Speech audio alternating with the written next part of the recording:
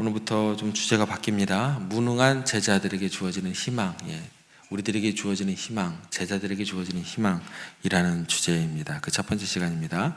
우리가 종종 신앙 안에서 커다란 벽에 부딪히기도 합니다. 그 벽은 철저하게 우리의 무능함 때문에 주어지는 그런 벽입니다. 우리의 죄성, 또 우리의 한계, 이런 부족함이 우리를 절망하게 만드는 그런 벽으로 우리에게 다가오게 됩니다. 그럴 때 우리가 이렇게 생각이 듭니다. 과연 우리가 이 벽을 뛰어넘을 수 있을까라는 생각에 사로잡히게 됩니다. 제자들 역시 마찬가지입니다. 앞에 나오는 부자 청년을 바라봤을 때, 같이 예수님과 대화할 때 이들의 존재는 그 현장 가운데 없는 것 같아요. 왜 이렇게 쥐죽인도 조용한지 모르겠어요. 과연 옆에 있었을까? 너무나 기가 죽어서 찍소리도 못하지 않았나라는 생각이 들기도 하고요. 재물이 많았고 또 관원이었고 또 젊었고 그 사람이 예수님께 와서 다른 내용도 아니고 영생에 대한, 신앙에 대한 그런 것들을 묻고, 근데 결과적으로는 근심하며 돌아갔다라는 것이죠. 옆에 있는 제자들이 그 일거수일투족을 다 들었다 봤다라는 것입니다. 그런데 예수님께서 더군다나 그 친구가 가고 난 다음에 재물이 많은 사람은 천국에 들어가는 것이 어렵다, 낙타가 바늘기로 나가는 것보다 더 어렵다, 이 얘기까지 하시니 제자들이 얼마나 충격이 되겠습니까? 그 이유는 그렇죠. 그 부자 청년이 하나님의 말씀을 어긴 적도 없죠. 율법을 어려서부터 온전히 다 지켰다고 얘기를 했고, 그런데 예수님 보시기에 사랑스러울 만큼 훌륭한 사람인데도 불구하고 슬픈 기색을 하고 돌아가는 그때에 저렇게 훌륭한 사람, 율법학자요, 관원이요, 부자요, 율법에 흠이 없는 저런 사람이 천국에 못 가면 자기네들 같이 말도 어눌하죠, 말도 거칠죠, 행동도 엉망이죠, 율법도 제대로 못 지키죠, 가진 것도 없죠, 허물도 많죠, 가난하죠. 하나님의 나라를 위해서 한 것이라고는 아무리 눈 씻고 찾아봐도 찾아볼 수 없는 자기들은 얼마나 천국 가기 어렵겠는가라고 생각을 하니 기가 막힙니다. 기가 막혀요. 그래서 이 제자들이 하소연을 하죠. 서로 한탄을 하죠. 굉장히 두려워하는 모습으로 나오게 됩니다. 두려워하는 마음. 그 26절에 봅니다. 26절에 보시면 이렇게 나오죠. 제자들이 매우 놀라 서로 말하되 그런즉 누가 구원을 얻을 수 있는가 하니, 제자들이 뭐라고 해요? 어땠어요? 매우 놀라 서로 말하되, 뭐예요? 그 부자청이 가고 난 다음에 자기들끼리 서로 봤겠죠. 서로 보니까 어때요? 형편없는 거예요. 나도 형편없고 너도 형편없고 서로 보니까 형편이 없는 거예요. 그래서 뭐라고 얘기를 해요? 그런즉 누가 구원을 얻을 수 있을까? 우리는 희망이 없겠다 야. 푸념, 한숨, 벽에 부딪힌 자신들의 그런 하소연과 동시에 두려움이죠. 두려움. 저렇게 훌륭한 사람도 구원을 못 받는다면 우리 같은 죄인들은 어떻게 하나? 우리 같이 힘없고 백없고 형편없는 사람은 어떻게 하나? 이게 뭐예요? 무능한 제자들의 절망이다라는 거예요. 절망입니다. 그런데 예수님께서 그 절망하는 제자들에게 하시는 말씀이 바로 27절이죠. 이렇게 나와 있습니다.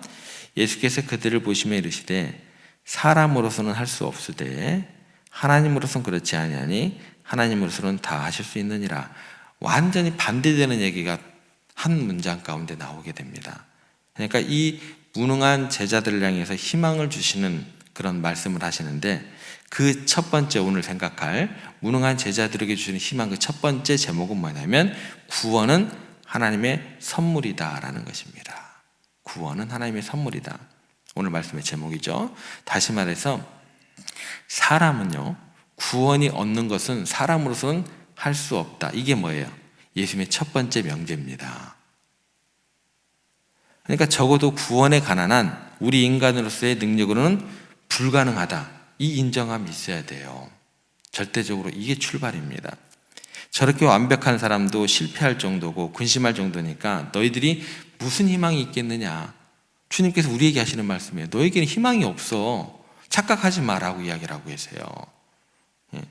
저렇게 완벽한 사람도 구원에 대해서, 그 따름에 대해서 실패하고 돌아가고 근심하고 돌아갔는데 너희들 같은 사람이 무슨 희망이 있겠느냐는 거예요. 아무도 구원받을 수 있는 능력이 없다. 절망적인 말씀이 첫 번째 명제입니다. 여러분 이거 놓치시면 안 돼요. 저나 여러분은요, 희망이 없는 존재들이에요. 희망이 없는 존재들. 이걸 놓치면 굉장히 이상한 신앙이 되는 것입니다. 절망적인 말씀이에요. 그런데 그 절망적인 말씀이 바로 뒤따라오는 말씀이 뭐예요? 바로 뒤에 나오는 말씀이 하나님으로서는 다 하실 수 있느니라. 이게 뭐예요? 예수님의 말씀이에요. 똑같은 예수님의 말씀입니다.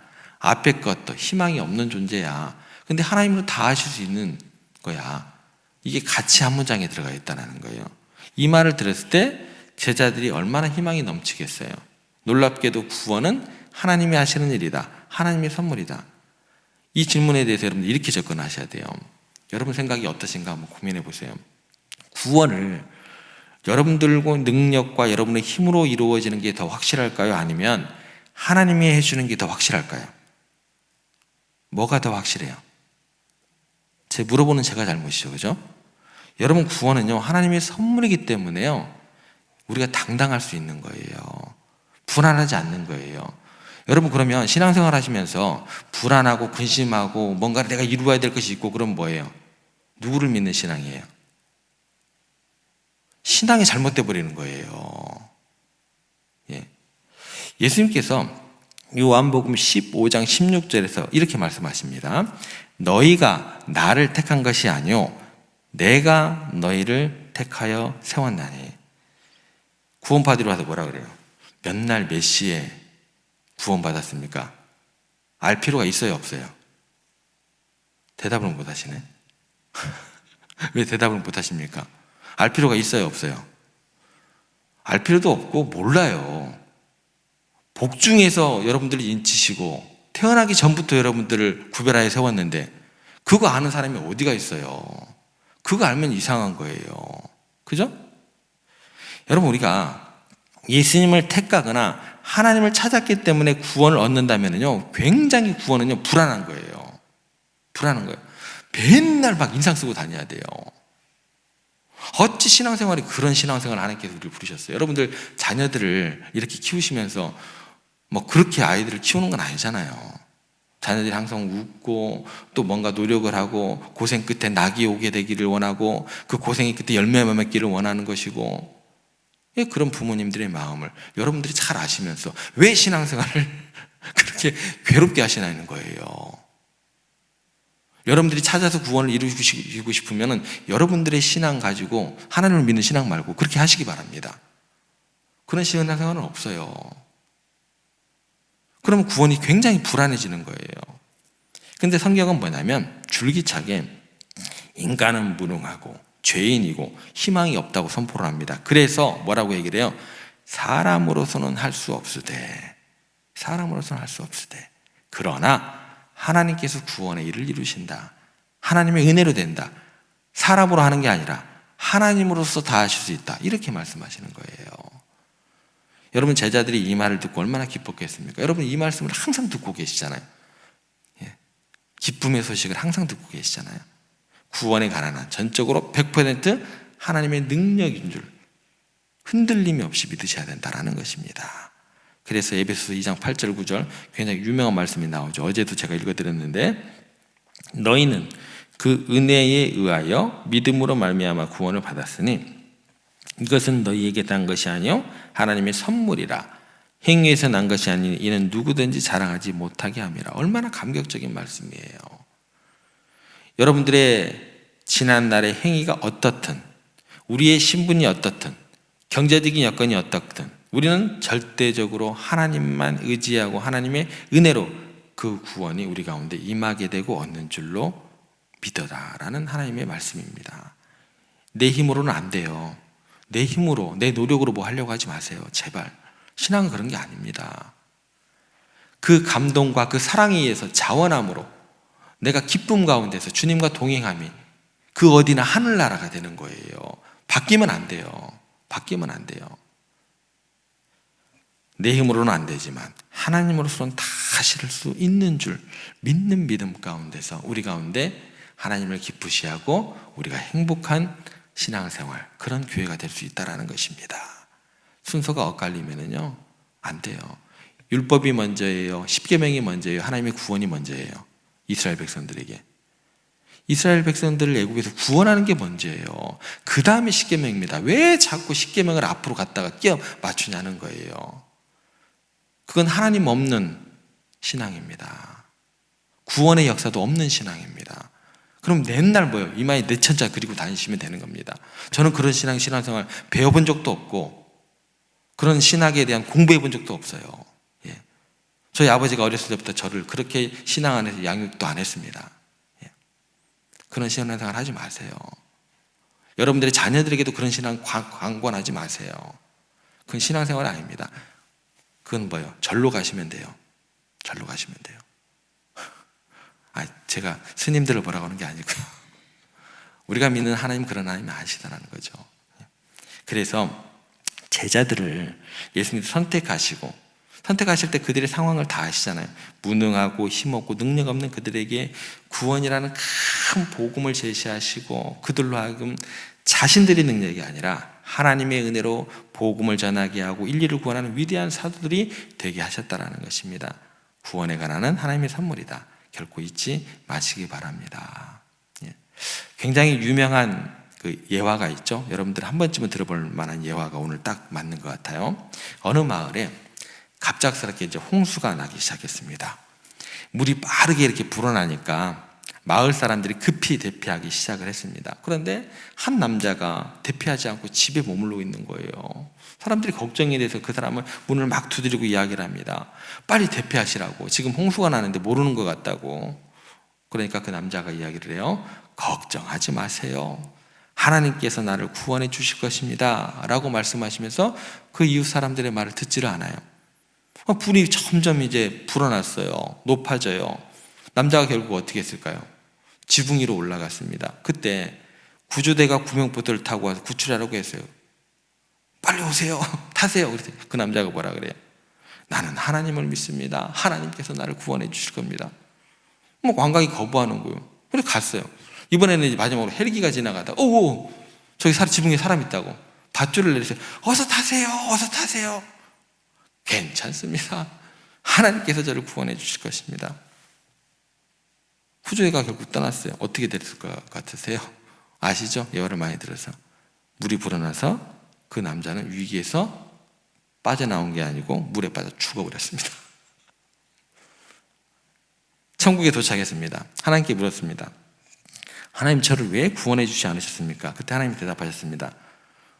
내가 사람들을 보내서 너에게 문을 두드리고 구명보트를 보내고 헬기까지 보내서 너를 구원하라고 시도했는데 너는 왜 내 말을 듣지 않고 받아들이지 않았느냐. 여러분, 하나님께서 하나님의 방법으로 우리에게 기회를 열어주시고 예수 그리스도를 통해서 구원의 길을 마련해 주셨어요. 근데 그 구원을 받아들이고 그 방법을 이해하는 것은 누구의 몫이에요? 우리의 몫입니다. 마치 구명보트, 사람들의 두드림, 헬기, 그 방법이나 그 구원의 손길을 다 무시하고 내 행위 때문에 어떤 것들을 이루고 또 그 구원을 얻으려고 가면은요, 절대 그 결과는 주어지지 않습니다. 여러분들이 새벽 기도 때문에 나왔기 때문에 봉사를 많이 했기 때문에 성경을 많이 읽었기 때문에 그게 아니에요. 그거 여러분들 욕심대로 채우려고 하면 여러분들은요 평생 주님 부르시는 그날까지 항상 그 신앙생활이, 그 예배가, 그 기도의 시간이 뭐예요? 괴로움이에요.